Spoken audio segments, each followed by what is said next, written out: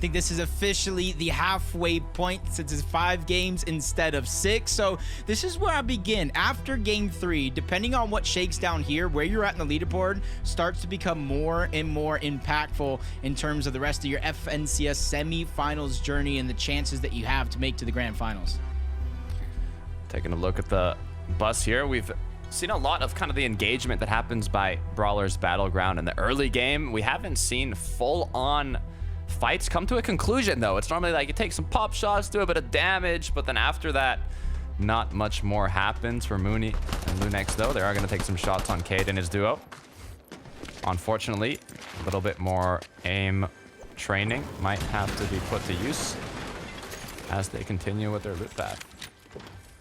Not too bad of an early game start. They got a lot of metal, not a lot of loot per se, but they do have the launch pad towards the top. And then, you know, we talked about the new POI that's in the center of the map. Towards the outskirts, there is a new ship as well where you can kind of try to scrap together as much loot as possible.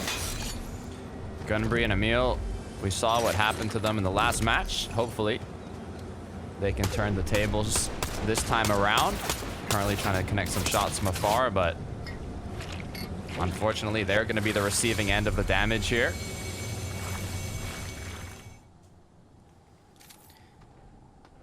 This is where I would love to see them kind of both try to disengage out, get us a better spot, move in. The zone is already moving up towards the north. You can kind of tell by the outskirts being here. There's maybe some water still in on the very, very top side. So there is a lot of time before they're forced to have to run in. They don't necessarily have to go out in a fight like this, but when you split loot on a little PI like this in the center of the map, usually fights do break out. And so far today, we've been seeing a lot of these finish. Finn now. Nice connections. All it's going to take is one quick shotgun shot, but he's not going to be able to connect a big enough one. Drop to 10 HP. Now the danger's on. Caution levels rising as his duo partner has been knocked and eliminated. The 2v1 begins. It's doable, though. Oh, it's 100% Belusi. doable. Yeah, Belusi and his duo are both low on HP. The issue is the more time that they take healing up, the harder it's going to be for Finn here to clutch it up. As he decides now's the time to engage. He also is healed up a little bit, but the crack comes through. And Finn's third match is quickly going to come to an end. Yeah, he tried to drop down, land some shots onto Belusi, but because there's 2 of them, focus instantly went up on another part of those builds and hit a nice sneak shot to take him down. Vico and Flixie looking like they already won their battle over on this side of the map. I did see the first elimination in the feed. Second one, not so much, but once again, another team defending their throne. Close to the Grand Glacier here. Let's see how Vico actually got these 2 eliminations. Take a quick look at it. Looks like they did have the advantage in this fight. It was kind of a quick cleanup, most likely from the shots they did previously from afar. Good way to use the Nitro, though, and not waste a lot of HP or shield to finish that one up. Ooh. We were talking about this to start it off, a fight that usually doesn't have an ending. This time around, Yanis and Pixie were able to defend the Brawlers, but another team, Voltiax coming in, and great damage onto Yanis very, very early on. He's getting dropped, leaving Pixie by himself, who's meeting that same fate, just a sliver of HP and even less shields. He's trying to get time for the Cola to heal up as much as possible, but they are hot on the heels. There's only so much Pixie's gonna be able to get in this situation before he has to stop, stagger, and heal up the rest. Crash pad comes through. Voltiax and Cool continuing with the aggression as they know Oh, no, that Pixie's low, but they got a little lost. They said, did he go in the bush? No, he did not. He kept on running away, so looks like Pixie's gonna have a long game, gonna have to play it slow, recuperating loot, materials, eventually the reboot card, eventually the reboot, and then having both players loot up. It's gonna be a long run, but anything's possible, especially so early on in this match. For Cool and Voltiax, though, they're just gonna have to continue with their game plan. See how this fight actually started. Literally right out of the gates. Almost looked like good floor loot for Pixie. The Nitro, the Thunder Burst, and immediately see Kyrie trying to follow up and as much damage as possible. Even with him going down, Yanis is there. Just kind of lend that helping hand, get the revive, but it only gonna last for so long as Pixie was forced to disengage. He had to leave Yanis' reboot card all the way back there, but because the zone is moving towards the north, this is gonna be best case scenario for Pixie to try to get his teammate back into the game. Campfire comes through. And now the marathon begins for Pixie. As we take a look here, Blurfire, Braxel on the aggressing end here. But quickly enough, I'm not sure if this is a disengagement or just a reposition, as I don't know if Ping and Wox want to stop this fight entirely. But with the dashes in hand, you can quickly make it out. Yeah, two teams have been contesting each other all day long at the Underworld. Just because you leave the Underworld doesn't mean the fight stops. It's going to be their best shot to try to get Surge and towards the outskirts. With Marius going down, we need to see that momentarily. They have changed up their drop spot to try to contest Rebel's Roost, and so far it's just not working out for them. I don't think either duo here wants to completely play out a full battle. It's more just kind of take shots at each other, do a bit of damage, and get that Storm Surge. That damage you need to not get affected by Storm Surge later on in the match. Chapentini once again, though, claiming that forecast tower.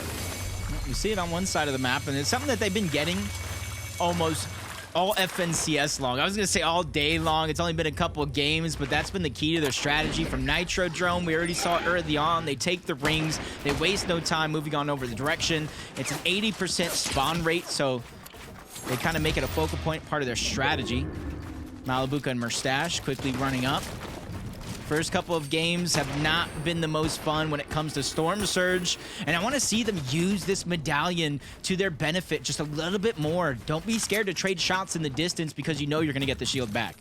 What's interesting about Merstache and Malibuca, I mentioned it earlier, they've been the most contested duo in the past couple seasons, but the issue is today in these semifinals they're not contested, and we've seen a lot of their issues arise from not having enough damage. I wonder if it's because they've just been so used to fighting off spawn and getting those tags off spawn that they might have just been put into tough situations in the mid game now without having enough damage and being forced into those aggressive plays that are a bit risky. And if the odds aren't in your favor during that aggression, it can lead you to getting eliminated or even just using a lot of your loot. But there's still a few matches to be played out. We'll see how they adapt. They are some of the most experienced players in the lobby, if not the most. So we'll have to see how they do end up closing it out.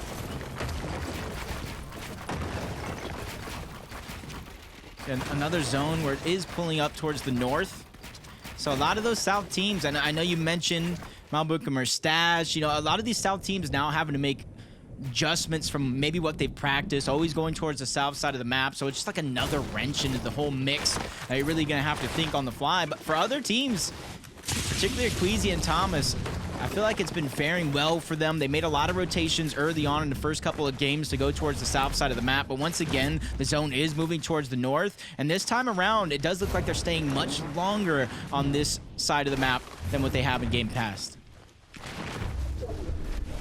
Just a quick reminder as well regarding Storm Surge. If you're new to this, Storm Surge is a mechanic in these competitive modes where if you haven't done enough damage throughout the match, depending on the zone, you will get penalized by these kind of lightning bolts that fall from the sky and damage you every couple seconds. So that's why a lot of these players are focused on doing as much damage as possible so they can avoid losing HP later on in the match. Slove Nate, though, quick surprise attack onto Karmi.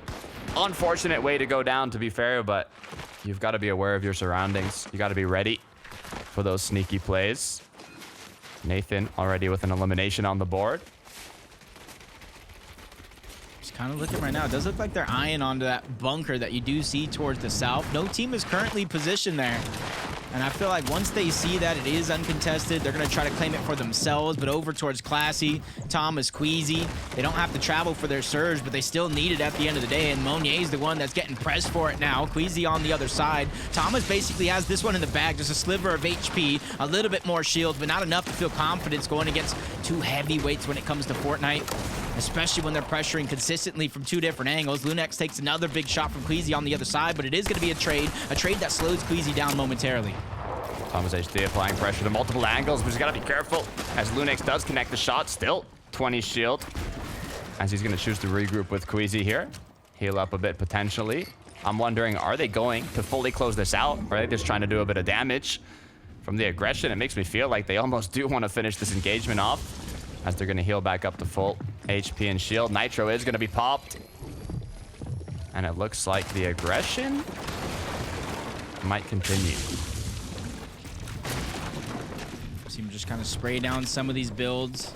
And now that they've ventured over into the house, it's going to be a little bit more of a fight for piece control, but they're just hunkering down on that first floor. Queasy playing very, very sneaky on the other side. A lot of the movement audio is going to be Thomas trying to just distract them. There goes Queasy. Tries to fire that first shot. Doesn't do much damage, but you got to give him an A for the attempt as Monier gets caught slipping there for a quick second. Not big shots. No confidence building shots. Just enough to build momentum.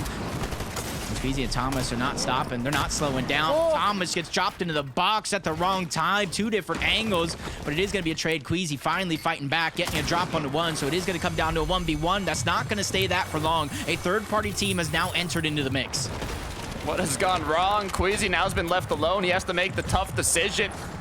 Does he fight this one out? Does he disengage and come back later with a third party coming through, now having finished? It's not the position I want to be in. Nah, down goes Queasy. Down goes Thomas. And do you think that does anything mentally? They move towards the south, zone towards north. They stay in the north. They go down to a third party, essentially. And I feel like that frustration it's starting to set in for a team like Queasy and Thomas. I mean, all it takes is one good game. We know how much Queasy and Thomas like playing the high ground. A majority of VRs have come from high ground throughout these semifinals, so we'll have to see if they're able to get one of them. For Teeny, though, he has lost chat.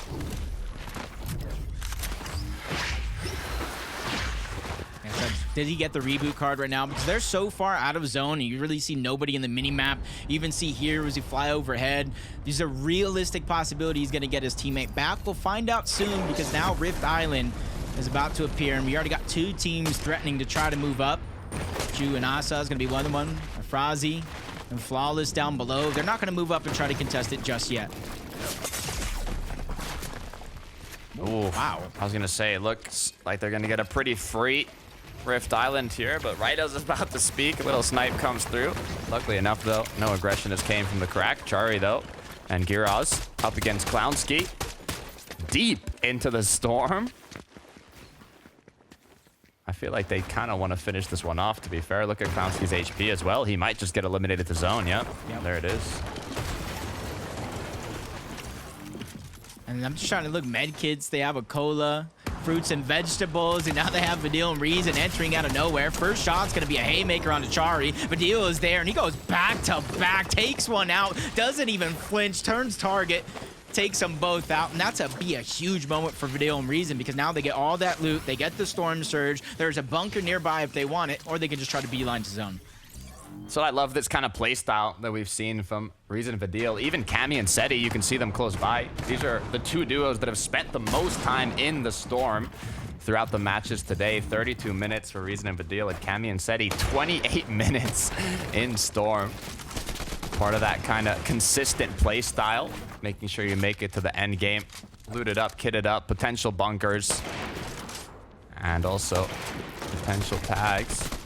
Looking at Merstash and Malabuka, though, looks like they have decided to play a bit more aggressive here on Rift Island. I talked about it earlier. There's going to be guaranteed duos up here, so if you want some damage, you have a lot of opportunities here to do it, either on the duos down below trying to get the rifts, the duos up above trying to capture the flag, or even if you claim the elevated position, you can take shots on the players rotating in the surrounding area. So for damage, it's a great place to be. But for Asa and Ju going up against Merstash and Malabuka, it's going to be a difficult place to beat. Man, it's just tough in general for Malabuka and Merstash, because if the tournament were to end now, the threshold is 44 points. So they're 34 points down from getting into the consistency just to move into tomorrow if they don't get that victory royale. So challenging a Rift Island like this, proving that they're feeling the pressure. They're trying to take just a little bit more risk, and hopefully those risks will begin to pay out for them. down on Surge the first couple of games, and they're really trying to change that here. We saw them move forward early on in this game, changing up their position, their game plan, not staggering themselves back as far, and now challenging for Rift Island. This could be the game Malibuca and Mustache have woken up. If people keep poking the bear, eventually he's going to get angry. Yanis and Pixie are looking a bit angry as Pixie's already secured 3 elips just in 5th zone. They do have a bit of a way to rotate though, so I think they'll stop taking shots here. You can see they're kind of peeking around, looking for potential rotations. One's been found by Yanis, the Nitro's popped, and now they're gonna run on through. They have a lot of environmental cover here to block the line of sight from their opponents, be it the trees, the ridge, or even this massive bridge that has the train tracks on it. So a very good uncongested side of the map rotate. Nathan CZB. We have Nathan, who's actually leading all players with total eliminations today at 10. And he already has 2 more in this match. 570 above the damage threshold. This duo has been lethal so far today. All they're missing, Jacob, is that victory royale. Yeah, I was talking about placements, you know, getting into tomorrow. They basically have it locked. Currently sitting first on the leaderboard, not counting those players who have 1,000 because of the win. So they already got their consistency down packed. They just need to be able to do that bit extra. That's been the hump that this team has just been unable to get over in season past. Getting the wins, showing up in these set lobbies. Today, they're looking like a whole different beast, and they just need to prove it by getting that win. Pico Flixie using the Nitro Rings plus Flowberry Fizz to fly into the zone. And even potentially maybe find a bit of tags here, but do they really need it? Almost 1,000 above the damage threshold.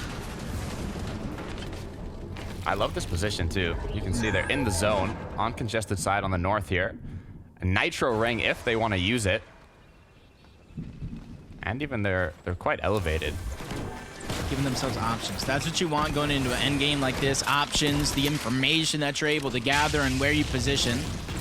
Seti and Cammy don't have that same option. They have to rotate all the way towards the east from just outside Lavish Layer. There's going to be a couple of teams and even some solos in Teeny that are trying to rotate on over. Teeny's ready to take a fight. He almost needs it. A solo with this amount of loot means it's only a matter of time, but now the pressure is on, expending the last bit of his build before Walkster takes him down. Teeny is out, and so is one of our forecast towers. Walks and ping now. Gotta go pick up Teeny's loot. Wasn't much, but it's something. As we'll take a look at Mustache here, what was he able to do? A couple eliminations potentially. Nice little sneak attack, 1 knock. This is on the Rift Island. We saw this engagement happening before, and it looks like they were able to clean it up. Just when they thought they were safe. Just when they thought they can leave the island. Nope, you're going to be stuck on this island. You can get your reboot cards next game. And a huge difference from games 1 and 2 to game 3. Malibuca and Mustache 652 above the threshold. Still climbing around those numbers. If you look at where they're at in zone, it had just opened up, which means they have one of the power positions with nobody really contesting them on this side of the map. Ping walks once again. We can see the aggression come through. Nitro right into the box, connecting a shot onto Odin. Gold as well is cracked. Both players now just 1 shot away from getting knocked. Odin has been put down on his knees. His duo now left to run away as Walks tries to make it to the zone, but he's got to be careful. Just 14 shield and 20 HP as the builds come through. He's got to expand though. Make a nice base for his duo to come in. 1 Nitro splash left. A little Flowberry Fizz, but that was a close one. Yeah, it's not really a feeling of confidence for either one of these guys. Literally almost seconds away from going from a 2 to a 4 tick as well. Even less HP as we jump into another fight. Pixie and Yanis with 3 eliminations so far. Akira is one of those, but Yanis gets separated just a little too far from Pixie. He's going to go down, leaving a lot of pressure on Pixie there for that moment. I got scared for a moment. I thought he jumped off the bridge, but luckily enough, he connected. Pixie now with 3 elims looking to get that counter up. I don't know why. I've got a feeling, although he's lost Yanis, I've got faith that he's going to be able to continue. We'll see a quick replay of what went wrong. Yanis kind of got caught off guard from the backside there. But Pixie was able to disengage. Yeah, almost felt like he really didn't see that one coming. He gets caught off guard, and that's all it is just a second of distraction, a second of separation. If a duo sees it, that's almost all the time that they need to either take you down or put you in a position to where you're going to go down shortly. It's Cammy and Seti just peeking through the cone, 500 damage above the threshold. A lot of our superstars in this game just having a much better performance now that they're able to kind of learn, feel out the lobby, figure out how a lot of people are playing and try to adapt on the fly. As Wox does the same thing, breaks through with the Nitro Splash. Still 100 plus below the threshold, though. Wox looking to see if he can make the play happen. 108 below, a shot connects, gets the elimination. That's 3 now, as the loot has been recuperated. The damage, though, still needs to look for more here. They have more than enough loot, but the pressure is still on. Yeah, 47 below. 21 as Ping's finding a couple of shots, but you can see how thin that line is. As soon as they go up, they fall further below. So Lobby right now is being very, very active. They're trying to shield themselves. The focus is in this direction of the lobby. Now Storm Surge is active. Their time is now ticking because they are on the clock. Only a couple more ticks they could take, but now they're backing up, trying to re-heal, reassess the situation. They do have some bandages, which could be a difference maker, but using them for 1 player instead of 2, with 7 of them even go down, this is not a situation I'd wish on my worst enemy. 25 duos, 47 players, so much to go down as the bandages get popped, the minis to try and out-heal the Storm Surge, but what they need are tags. They just don't have time to breathe, don't have time to look for options, as now drop the 10 shield, Flowberry Fizz forced to come out. Duo partner Ping gets knocked down. Wox now is gonna pick up all the spare loot, as Pixie is gonna be applying that pressure. We know Pixie's playing as a solo. He's lost his duo partner, but the confidence is there, as Pixie might continue on forwards. Gets both eliminations now, brought up to 5. He only had a couple of seconds there regardless, and Pixie making some magic happen. Not only getting those elimination points, but placement points as well. Top 22, they've now just started to come in, and Pixie is making it worthwhile. Even if he has a slim chance at winning the game, he's trying to make sure they're in that top 25. Nathan doing a good job of getting ahead of zone early here. I'm curious if they're just gonna stay with this box and move again, or even try and build up to have an angle on all the players rotating in. If they do go 1 box out, they'll have a lot of options to take shots onto players rotating in, but they want to conserve mats, it seems. They want to see where that zone is going to end up pulling, and unfortunately it pulls right back to where they came from. So they're going to do a nice edge of the zone rotation here. Hopefully it works out for them. Yeah, they're quickly going across the bridge, trying to go to a least congested side. But if you look at the whole front side of the zone, it's just stacked with players, some low, some high. Others just waiting for an opportunity on a refresh. Top 20, it's getting ever so congested as we continue to move up this mountain. And this is where you have to be prepared. If you don't peek through that cone, see us going up the mountain, down the mountain, and you're not ready, a lot of builds, a lot of resources we expend with almost nothing to show for it. Here, Voltiax and Cool have to have 2 things in mind. 1, get ahead of zone, but also be careful from duos who are going to have the previous elevation. And there it is. They're looking back, making sure nobody lands on them, but it's a dangerous situation to be in. It's a bit risky. We'll see who ended up fully claiming that high ground here in a moment. But for Swizzy and Vanyak, more than 500 damage above the threshold. Nice refresh. All they got to do is make it in. Yeah, and they do have the medallion as well, or at least one of them does. It's Swizzy just trying to change layers. You don't want to be stuck down low in the mud. It's almost like quicksand. Once you're down there, you get stuck, and they're eyeing up that high ground. There goes the crash pad, trying to shoot back. Good damage, and this is their chance to try to contest it yet again. They go up. This time, they're finding that success. Swizzy and Vanyak making magic happen as they get a quick knock on the backside of zone and immediately build up to make sure they solidify high ground for themselves. A perfectly executed crash pad by Swizzy to claim height from his opponents with not only eliminations, but also now the potential to hold on to it, to take home this VR, but they have to continue getting ahead. Vanyak's been dropped down below. They are going to reconnect, but they have to get ahead as the pressure is on. Swizzy gets cracked. Swizzy gets knocked as well. It's all up to Vanyak. It's going to be Flixie. It's going to be Vico who claim height. Oh, how the turntables right now, because Vico, Flixie, they weren't in the driver's seat, but they have definitely changed it now. They have the high ground. They have 8 eliminations. They have full control over the game, but I might have spoke too soon. Everything comes crashing down, but it might be a blessing for Vico. Nice shot on the players trying to escape, and because of Flixie holding his ground, calm, cool, collected, they once again re-solidify the high ground, but Nathan steals it away. Height's getting changed more than duos in a new major as Nathan's up ahead now. He has lost his duo partner though. CZB is knocked down. Nathan is going to be forced to drop as well. Who's going to be the duo that claims Height? He even got a cone in there to separate his opponents.